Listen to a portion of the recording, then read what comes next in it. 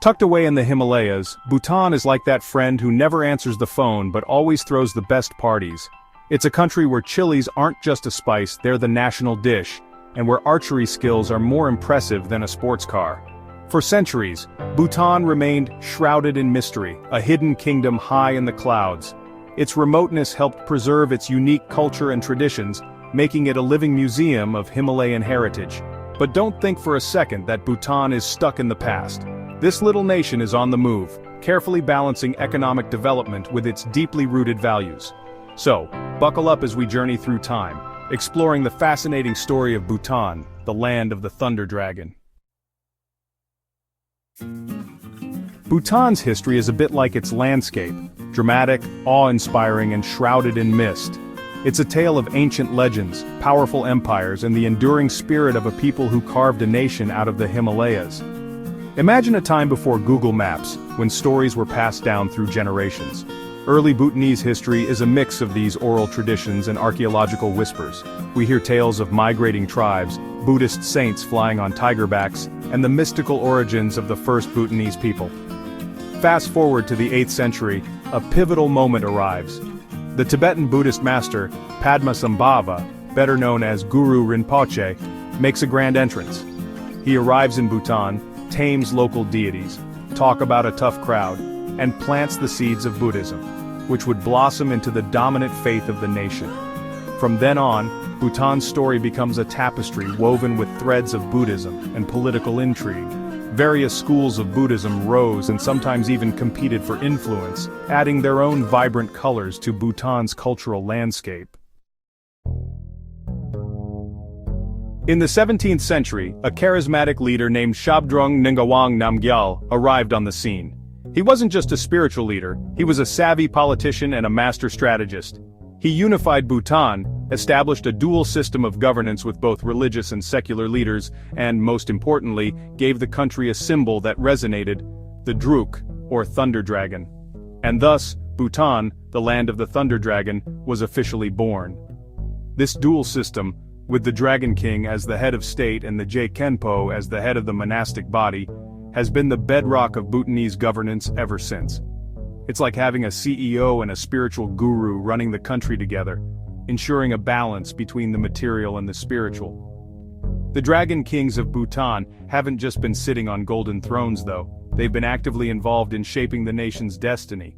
They've led the country through periods of peace and prosperity, defended it from external threats, sometimes with just a well-placed glare, and most recently, guided it into the modern era. Buddhism isn't just a religion in Bhutan, it's in the DNA of the country. It's in the prayer flags fluttering in the wind, the chants echoing from monasteries, and the everyday actions of the Bhutanese people. Walk down any street, and you're likely to be greeted with a warm Kuzuzang Pola, which means may you have good health and happiness. This simple greeting encapsulates the essence of Bhutanese Buddhism, which emphasizes compassion, mindfulness, and living in harmony with nature. Monasteries, or dzongs as they are called in Bhutan, are much more than just places of worship. They are architectural marvels, fortresses, centers of learning, and often the social hubs of their communities. Think of them as Bhutan's version of a multi-purpose community center, but with better incense. Festivals in Bhutan are a riot of color, music, and masked dances. These aren't just for entertainment though. They are deeply spiritual events that retell ancient myths, honor Buddhist deities, and offer people a chance to earn good karma. For a long time, Bhutan was content with its secluded existence. But as the world outside started shrinking thanks to globalization, Bhutan realized it couldn't stay tucked away forever. The country cautiously opened its doors to the outside world in the 1970s, welcoming tourists and carefully chosen aspects of modernization. It was like dipping their toes in a swimming pool, making sure the water wasn't too cold before diving in.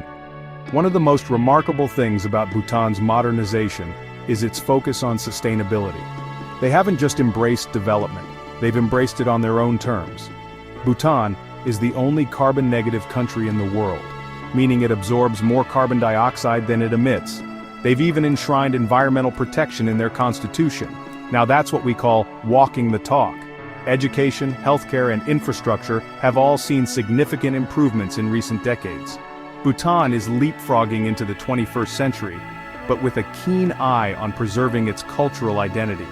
It's like juggling tradition and technology, and somehow, they're making it work. Now let's talk about Bhutan's claim to fame gross national happiness. It's not just a catchy phrase, it's a whole philosophy that guides the country's development. In a world obsessed with GDP, Bhutan decided to focus on something more holistic, the well-being of its people. GNH takes into account factors like environmental conservation, cultural preservation, good governance, and psychological well-being. It's like saying, hey, money is important, but it's not everything. Let's make sure everyone is happy, healthy, and fulfilled. And it's not just lip service. Bhutan has actually implemented policies to promote GNH, like free education and healthcare, environmental protection laws, and cultural preservation programs. They even have a GNH index to measure their progress. Now, we're not saying Bhutan is a utopia. They face challenges just like any other country, but their commitment to GNH is a refreshing change in a world often driven by material pursuits. It's like a gentle reminder that there's more to life than just making money. As Bhutan steps further into the 21st century, it faces the challenge of maintaining its unique identity while navigating a rapidly changing world. It's like walking a tightrope between tradition and progress, holding on to what makes them special while embracing the opportunities of the future. The key to Bhutan's success lies in its ability to find that delicate balance. They're not afraid to embrace technology and innovation, but they do so on their own terms, ensuring it aligns with their values. Think of it as mindful modernization, like choosing to use a smartphone to learn traditional weaving techniques. Bhutan's young people are playing a crucial role in shaping this future. They're tech-savvy, globally aware, and deeply connected to their cultural heritage. They're the ones who will ultimately determine what Bhutan will look like in the years to come.